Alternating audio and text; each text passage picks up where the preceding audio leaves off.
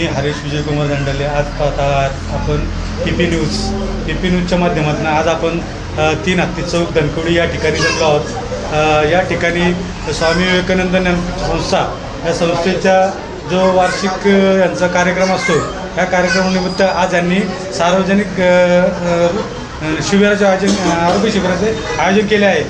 त्या संदर्भात आपण या संस्थेचे जे मानजी प्रतिनिधी आहेत त्यांच्याकडून जाणून घेऊयात. सर, आपलं नाव सांगा. नमस्कार. सर्वप्रथम माझं नाव राजकुमार पाटील. सर्वप्रथम सर्व परिवर्तन न्यूजचे प्रेक्षकांना रामनवमीच्या शुभेच्छा. तर आपण स्वामी विवेकानंद ज्ञानपीठ संस्था गेले 2004 आम्ही कार्यरत आहोत पुण्यामध्ये.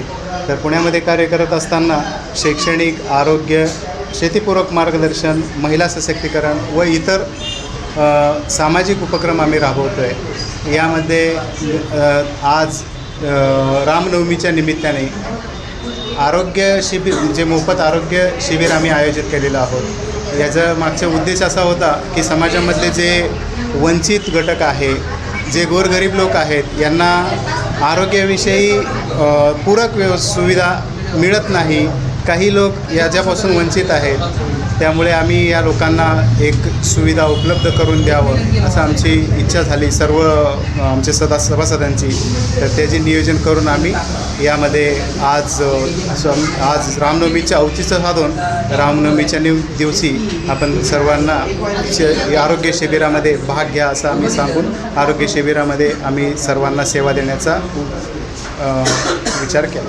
त्यामध्ये आज डॉक्टर या शिबिरासाठी लाभलेले आहे डॉक्टर आशिष पाटील, डॉक्टर अभय बैनाडे, त्यानंतरनं आपल्याकडे डॉक्टर विजय आणि डॉक्टर मोहन असे डॉक्टर सर्व आमच्याकडे आज उपलब्ध झाले.